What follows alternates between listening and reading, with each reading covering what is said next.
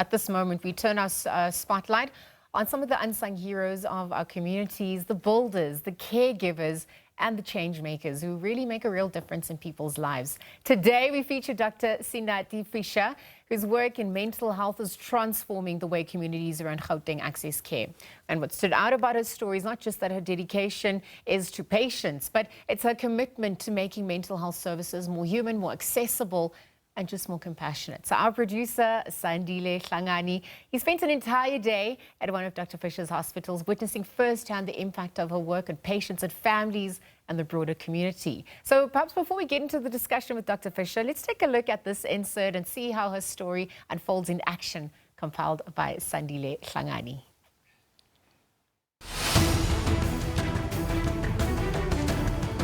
This week on Week in Review, we shine a light on healing right here in Pretoria West at Fisha Mental Hospital. Most of our patients, they're being diagnosed, they're being told that you've got depression, but they don't know what depression is. So we psychoeducate, meaning that we educate them on different conditions. Some of the patients also, you find that they're being told that you need to forgive. You need to self-regulate yourself. You need to calm yourself down when you are angry. But they don't know how to do that. So in those group sessions, that's what we do.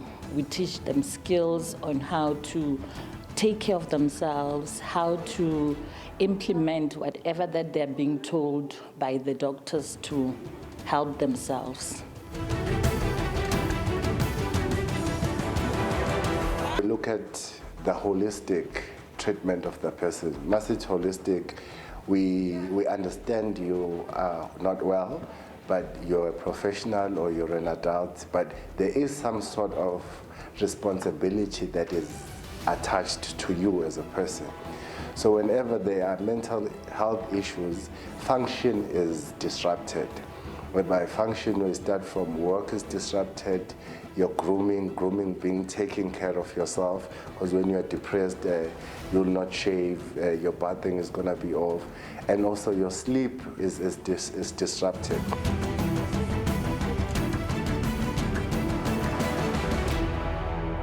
We admit patients with different diagnoses, with anxiety, with some wanted to commit suicide, so we reassure them. When they come after, when they come, they've been admitted by the doctor. I'm the one who receiving them in the ward, and then I'm taking them around to show them how our ward looks like, and then from them taking them to the emergency room to go and admit them, take the vital signs, and inform the doctor that your patient has arrived, and then he or she will give us some instruction what to do about the patient. A hospital rooted in the community, serving black communities across Pretoria's townships, caring for people from all walks of life. Healing here is holistic, mind and body together. Mental health is also about being heard. My role is to ensure that all the patients that come to us for admission, we help them with their mental wellness. We find patients who are struggling with depression. Others are struggling with anxiety, others with financial problems, others marital problems. Relationship problems in families, work stress, and others, are struggling with suicidal ideation. And when they come, I assess them so that I can be able to give a proper diagnosis so that the treatment is aligned to the diagnosis that we have identified. We are admitting people from all around Pretoria, so east, north, west, you name it, but specifically, like you said, locations. So we also Shanguve, Atteridgeville, Mamelodi, but it's people that work at specific government institutions. So we do take people that are using medical aid, but we also do admit patients with affordable packages, the cash here.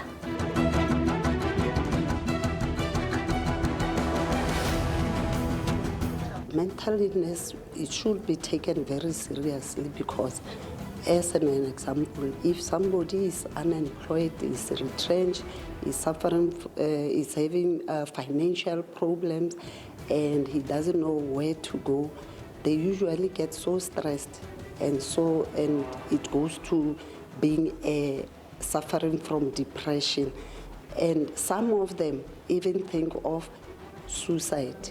They end up killing themselves.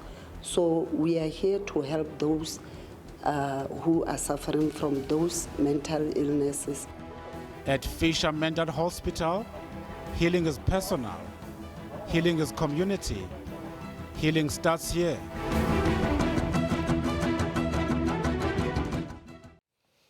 That inspiring story continues, and we're going to continue to shine a spotlight on some of our unsung heroes. Dr. Fisha now joins us here in studio, and we're going to unpack her own journey in relation to the impact she's having for the communities at large. Good afternoon, and thank you for making time out of your busy schedule to be here and to pay homage to the work that you and your team have done. Yes, thank you very much, Lizzie, and to the listeners. Look, we know the crisis on our hands when it comes to mental health and your own journey. If we look at what inspired you, why you decided to focus and hone in on mental health, tell us a little bit more about that for you, that clarity. Yeah, you know, what inspired me is something that happened in my own family. I was a nurse, a junior nurse, and my mother got mental symptoms, and she was sent back home because she was working, and I didn't know where to take her.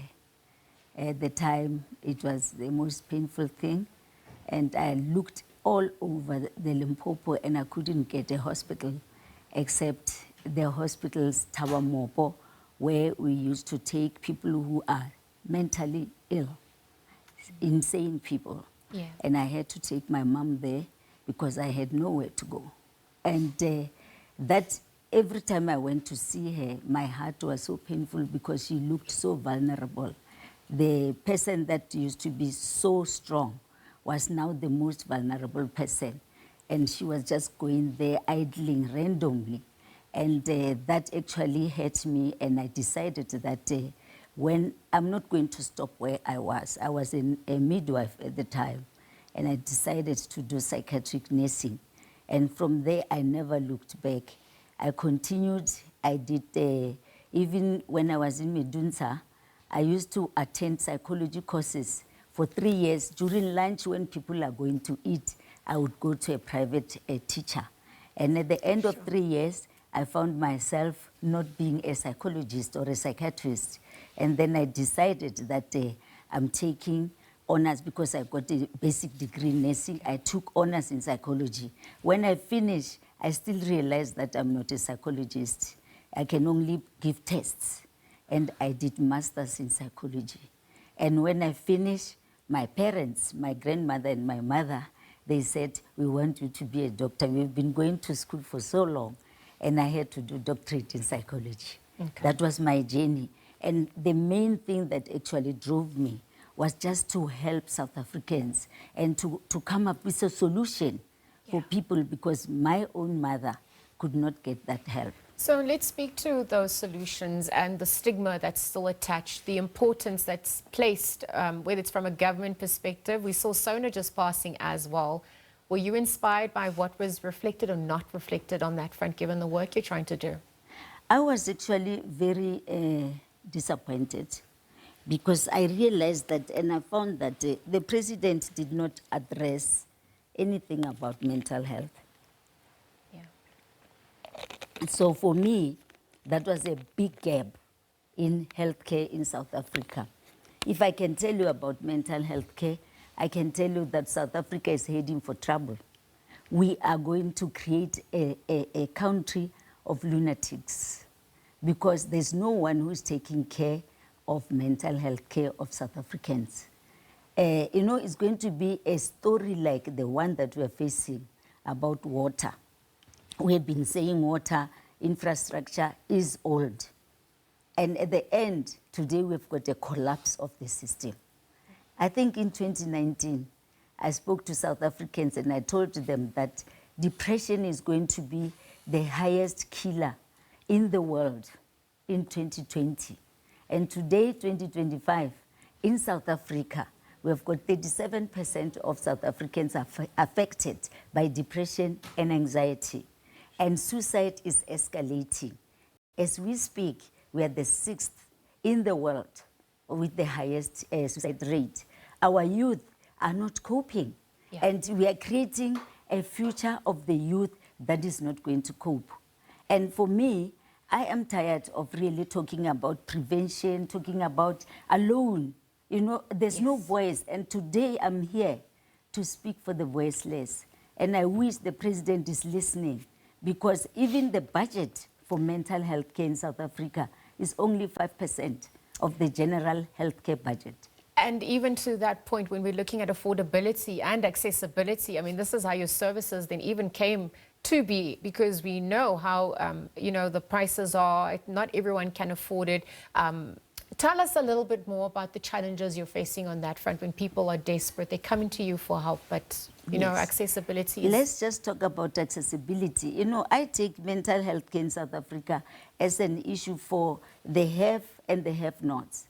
Because they have medical scheme cover. They are working.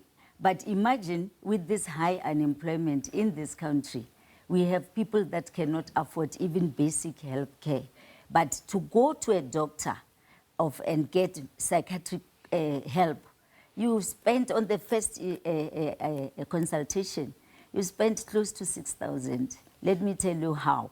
The psychiatrist alone is 3,000 on the first day. The psychologist will charge you 2,000. The social worker will charge you 1,000. And where do you get that? And therefore, we find that we are pressed between a hard place and the rock, because we have people who want help, but at the same time, there's no access to any mental health care. 92% of South Africans are identified with mental health care, and within those, that 92, they don't get, 37%, and 92% of the 37%, they're not able to get access to mental health care. And even when they go, the facilities that we have, the government and public facilities that we have, are all mental institutions. There's nothing in between where people can go there in privacy and they can avoid the stigma. So you find that if you don't have money, you end up being packed in a severely mentally ill people. And you have no choice, like my own mother had no choice. And it's a sad situation. And I just want South Africans to pause a little bit and think about the disaster that is coming. As we said, that is going to be the highest. The rate of depression and anxiety is not going down, it's going up. Right now, 1 in every 3 people in South Africa somehow feels the symptoms of mental illness. And they don't go to the doctor because of the stigma you're talking about. It's a serious situation. One day, I'll be here again when we have got 80% of South Africans not coping.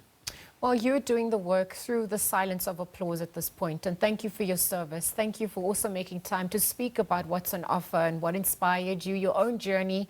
We're wishing you all the best of luck, Dr. Senathi, as you continue with your work. We're just speaking to Dr. Senathi Fisha, of course, about highlighting the plight of, mental health, awareness and wellness looks like in our country, the lack of support and enabling environments as well to make it accessible, cost-effective as well. Again, thank you to her for joining us, and as we looked at her journey and really what the expectations are following SONA and support from the government as well.